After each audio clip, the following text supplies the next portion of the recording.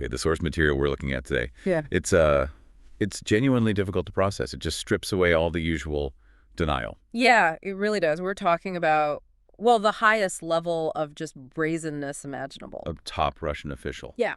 On camera. Mm-hmm. And she's proudly admitting she kidnapped a Ukrainian child. From Mariupol, no less, a city her own country absolutely leveled. It's not like an accusation someone else made. Yeah. It's coming from her own mouth. Exactly. This isn't some, murky allegation. It's a self-confessed war crime right there on video. She literally says, talking of this boy from Mariupol, I stole a Mariupol child and generally took him into my family. Wow. Just hearing it like that. I stole a Mariupol child. That quote, I guess that's really the heart of this deep dive, isn't it? It has to be. So our mission here is to unpack this chilling testimony. It was highlighted originally by the Ukrainian journalist Denys Kazanskyi, and we need to understand what it tells us about, well, this official policy of cultural erasure. Right. And the person who said this, who made this confession, her name is Maria Lvova-Belova. Russia's so-called Children's Rights Commissioner, which is already quite a title given the circumstances. It is. And we absolutely have to put this in the immediate legal context. She is wanted by the International Criminal Court at The Hague. Alongside Vladimir Putin himself. Correct. For the mass abduction and illegal deportation of Ukrainian children. That's the charge. So this isn't just her acting alone. This points towards state policy, not just some, rogue actions. Absolutely. What did the sources actually tell us about the scale? How many children are we talking about?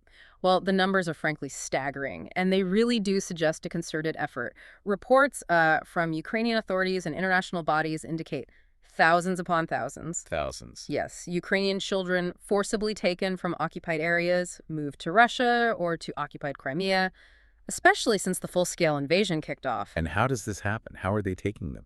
Often, it seems to follow Russian shelling and bombing campaigns. These attacks separate children from their families. Sometimes. Sometimes they kill the parents. And then the children are taken. So they create the orphans, then take the children. In many cases, yes. Over 20,000 children are reported to have been forcibly taken. It's a huge number. Unbelievable.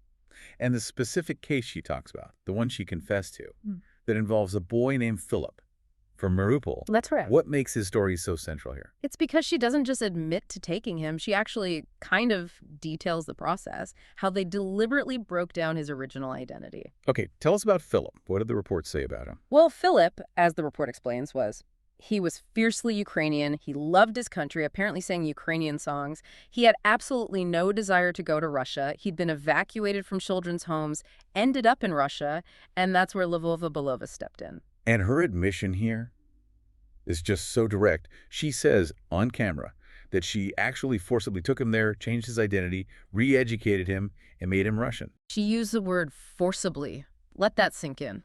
Forcibly. So legally speaking, what does that mean when she uses words like forcibly changed his identity? Well, the implications are immediate and severe. This isn't adoption, not by any legal or moral standard, no matter how she tries to spin it. Right. This is kidnapping. It's unlawful adoption. It's deprivation of liberty. These are all incredibly serious crimes in any civilized legal system. And doing it during a war. That elevates it. When committed during wartime, especially against a large number of victims like this, these actions constitute war crimes, possibly crimes against humanity. What's just baffling, though, is how she seems to hold these two ideas at once. She actually acknowledges that this story, the one about Philip, was one of the reasons why there was an arrest warrant from the ICC. Exactly. She knows why she's wanted. She understands the charges. And yet, in almost the same breath, she tries to just dismiss them. Oh. After detailing how she stole the child, forcibly changed his identity. She then claims the ICC's charges are just mythology. Mythology about changing identity and forcing Russian patriotism. Wait, so she admits doing it, then says the charge about doing it is mythology. Yes. It's this incredible psychological spectacle. She lays out the crime herself, then denies the very facts of that crime. It's quite something to witness.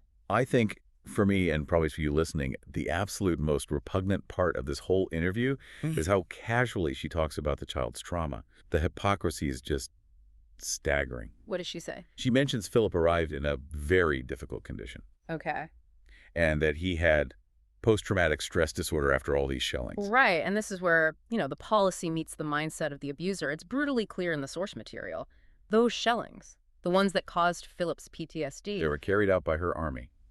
ordered by her boss, Putin. Precisely. Her government created the trauma. They inflicted the very wounds she then claims she's healing through this forced adoption. It's like setting a house on fire and then taking credit for rescuing someone from the smoke. It's exactly that kind of twisted logic. An act of destruction followed by an act of forced rescue, where the rescuer is the destroyer.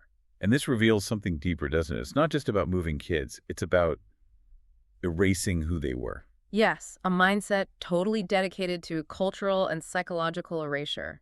And Philip apparently resisted, even while living with her. How so? She mentions he had a particular attitude towards Russia. He actually told her, "I love you, you are my mother, but everything else, Moscow, Russia, everything irritates me." Wow.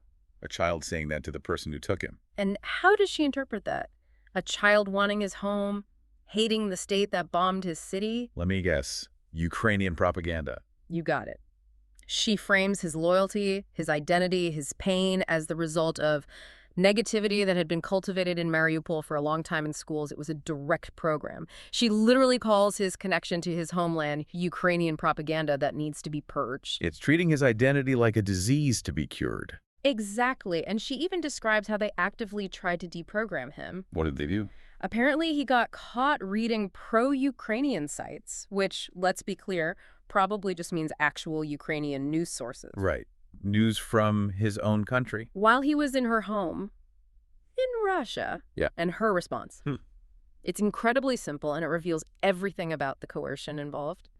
She says she told him, "Listen, well, you've already come to Russia. You need to somehow change your attitude." Change your attitude. Just like that. They've Because been- you've been forcibly moved. That's the logic, purely based on the force of occupation. You're here now. Your old life, your old feelings, they're invalid. Accept our reality. And our reality includes accepting the aggressor state as your new benevolent parent figure. That statement just perfectly encapsulates the whole policy. It's not just kidnapping people. It's a systematic attempt to erase their memory, their culture, their very sense of self. But did it work? According to her, I mean. Well, according to her, yes. She claims Philip gradually began changing his consciousness, moving away from this propaganda, as she calls it. And the proof. She presents the outcome as proof of success. Now, apparently, he doesn't want to go back to Ukraine.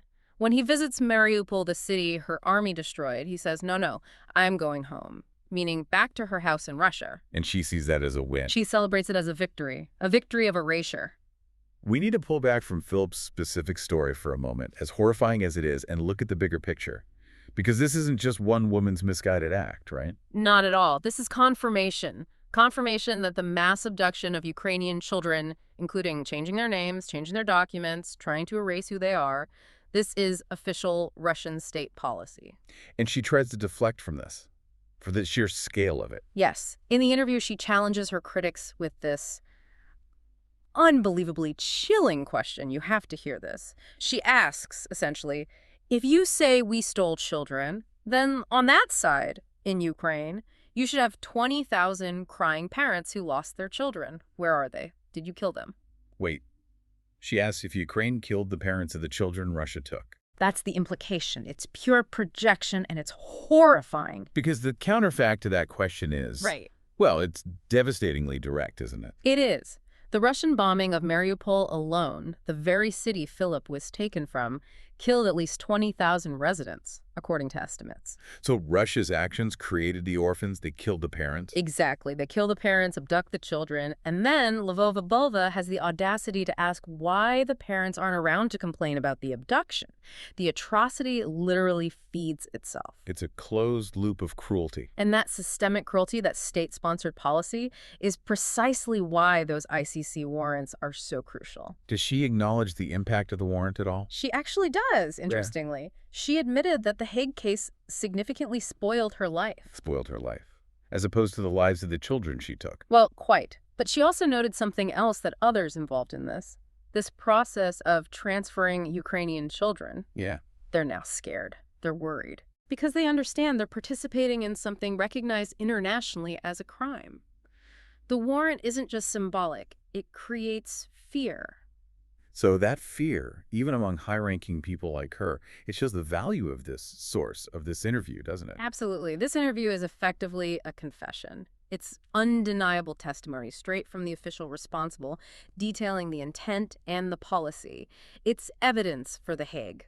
I think what's most revealing, really, for you listening is just the fact that a state official can openly confess to a war crime on camera. And frame it as care, as if it's some kind of humanitarian act. That just shows the complete moral vacuum, right at the heart of the system we're talking about. There's no nuance here. It's not complicated. This is a clear, unambiguous admission of child kidnapping and a policy of cultural erasure. So our challenge to you listening to this is, please don't look away. Don't dismiss this. Share this information. If you know anyone who tries to argue, oh, it's complex or there are shades of gray, show them this testimony. Let them hear her own words.